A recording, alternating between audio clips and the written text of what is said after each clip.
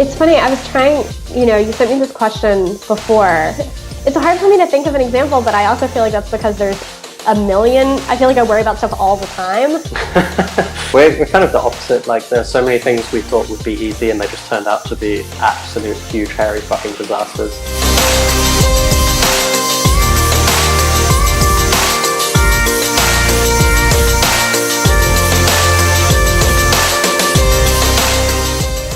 Yeah, I remember very early on, we'd gotten the beta version of Zapier ready to release, and we started thinking, how should we price this thing? We'd given it some thoughts before. This was still, we were back in Missouri at this point. We were working, those late nights. And so I remember, I think we were having this conversation maybe at like 1 a.m. on like a Thursday night or something. And we were talking over, should it be $10? Should it be $15? Should it be $20? Right? Which in retrospect is like fairly small amounts of money for a monthly subscription. Plenty of people pay way more money than that for the products that they use. But we were like super concerned that like, it's going to be, if we mess this up, right? Like who knows what could happen, right? We just didn't really know.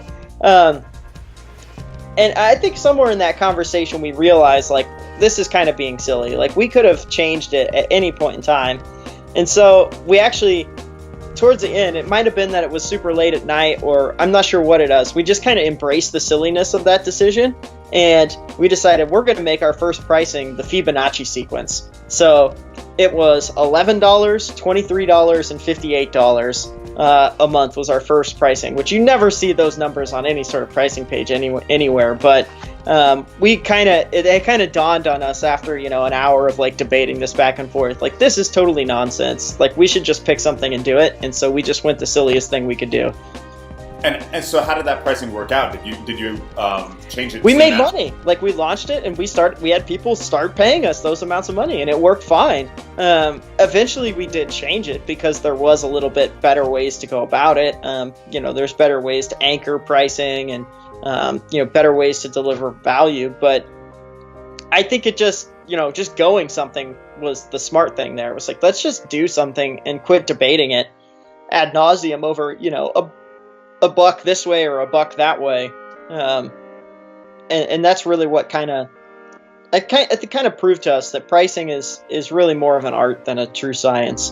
Well, the most recent version of that is, our end-free project. So we were a freemium business for 5 years. Okay. 4 years into that program, we had like 100,000 active free users of this B2B project. It was taking a pretty significant amount of resources, overhead and planning and thinking about it and worrying about the bugs they were reporting and all this stuff. We tried to quantify it. We interviewed them. Why wouldn't you convert? Would you ever convert? What other things are you doing for us? Like We talked to the board about it any number of times. Because like a lot of our company psychology was based on this idea that we were a freemium business and it had some kind of inherent characteristic to it. And we were sort of proud to be a freemium business. We sent an email to all the people, all those free people, and we said, we're ending that project. We're going to put you back on a trial. You can try the whole product as it currently is for 30 days for free. And at the end of that month, if you like it, you can buy it. And if you don't, here's a list of other free resources you can use. And we converted a lot of people at the end of that month.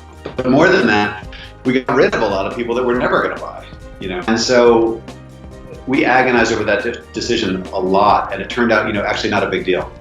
The people that wanted the free product went and found other free products. Yep. The people that bought, and then were sort of back off to the races much more efficiently. So there were no pitchforks outside of the office. Well, there's a few angry tweets, but I wrote a blog post about it, and we talked about why we did it, and we tried to be transparent about the reasoning behind it. And it was a business product, right? We're not selling to consumers. So for a business product, you should be expected to pay for it. And I feel like everyone went through this. When you change your website, you work like crazy. You want everything to be perfect on the homepage and all like the 20 new pages. You turn on your new website And at the end of the day, like nobody cares about your new website. Nobody will come to Mention because you now have a new website. Like really does not change a thing on your revenue, on your acquisition, at least on the very, very short term. So sometimes I definitely spend way too much time building like new website for Mention, as we iterated quite a lot. And at the end, it has pretty very low impact. I honestly don't think we have many of those. We're kind of the opposite. Like, there's so many things we thought would be easy and they just turned out to be absolute huge hairy fucking disasters. Oh my god. Like, I think authentication is probably the biggest one. Like, you think logins and logouts and systems being linked together through user authentication should be a thing in 2016 that is solved on the web. No, it's not. It's a disaster. No matter what you do, it's complicated. No matter what you do, it's kind of a user experience train wreck. Another example would be payments and subscriptions, probably. You know, the startup folklore is just use Stripe, it's awesome. They have an API, it does everything. Turns out, once you use that API, you find out it's pretty shitty. There are a lot of edge cases which are not covered. You have a lot of really weird behaviors which make no sense. For example, if a user finishes a trial, cancels their subscription, or has a failed payment, all of those users end up in a single state, which is called cancelled. And there's no way to distinguish between them unless you start screwing around with all kinds of weird edge hack workarounds. And there's so many little things like that where you just think, I'm going to work on this cool, fun part of the product and make something people really care about. And it turns out the building blocks for doing that are actually still fundamentally a lot more difficult than they seem they should be, which is tough because it sometimes feels like that slows your momentum down and you really have to grind away just to keep up, not even to make progress. So there've been a lot of things like that where it's probably good that we didn't know them up front, because if you told me how hard that was going to be before doing it, I might not have done it at all. It's hard for me to think of an example, but I also feel like that's because there's a million. I feel like I worry about stuff all the time. That's really silly. I mean, I think one of the most important practices to be successful in business is to make yourself stop doing that and just get into action. So, I mean, I overthink a lot of things all the time. I mean, pricing was always and still is a huge challenge. Are we priced right for the market? There's a lot of free players in our market. There's a lot of really expensive players. Where do we want to be in there? And I mean, I still worry about it, but I just try to remind myself it's just a matter of you choose something, you test it, you put it out there. Anytime you spend in your own head about it is not productive. I'll give you a serious problem that I worried about for a while, and I still worry about today, but I think that I was overthinking a little bit. We care so much about people at Oler. The concept of letting someone go has always been like a very, very tough concept for us internally, like as founders, just to think about, hey, we're asking someone to leave our tribe, leave our group and go off and do something else. You know, letting the first person go is incredibly difficult for us. The people that, you know, aren't working out at Oler, it's not really like something wrong with us or something wrong with them. It's really just about fit. If they made it through our interview process, they're incredibly confident, awesome people. And they will find other jobs that are going to be more fulfilling and really, really great for them. I think a lot of founders that care a lot about their team and a lot about their people have trouble making decisions where they have to ask someone to leave. And I think it's important to keep in mind that, like, hey, fit is really what you're talking about, and fit can be related to performance, it can be related to culture, it can be related to the fact we're a remote company and they'd be much better off than an in-person company. There's so many reasons why there may be a better option out there for people, and you're doing no one a favor by just acting like you can save everyone and like helping coach them to get to where they need to be within your organization if that's not what's right for them. The user interface and the way your stuff looks, you know, the way that your product looks makes a huge difference to you. And it does matter to other people, of course, but we had 2,700 paying customers when we totally redesigned our whole UI. Out of 2,700 people that were paying for the app, I mean, probably got feedback from 25 of them, positive or negative. It just doesn't, I mean, it didn't really matter all that much. But for us, it was huge, and it was like, oh man, this is like a big deal to roll this out. What how, kind of nervous, because it's like that we're making a big change right now. I think that on the positive side for us, I think that they got it. You used to go to the top nav, now you go to the sidebar.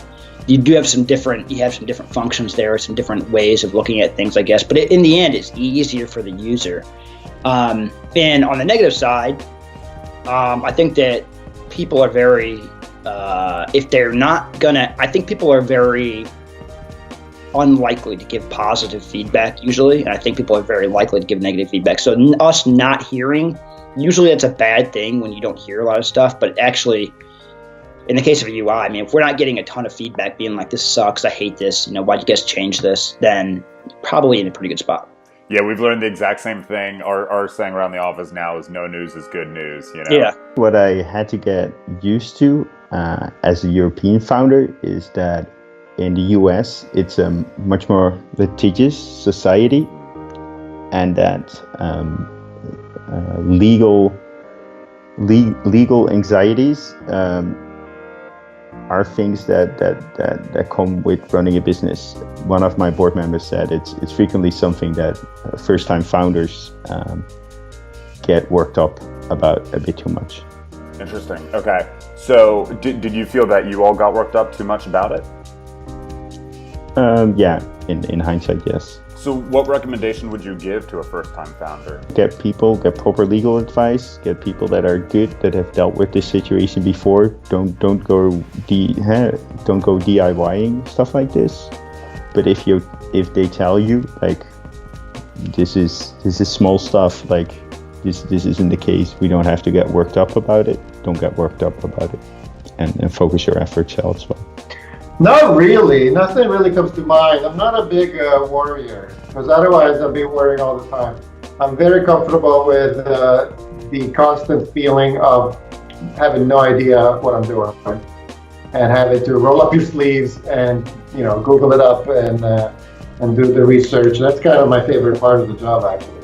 I think that's a necessary trait to be a founder too. Yeah, you kind of have to. Otherwise, you get paralyzed by worry. There's too much to worry about. I guess the silliest thing that I, spend my time on Founder is just thinking too much about small purchases or experiments. If it doesn't cost more than $100, you should really not think about it too much or allow your team members to make that decision and just do it. It doesn't matter too much in the end. I just worry too much about those small purchases, that like one-time purchase of $100 doesn't matter.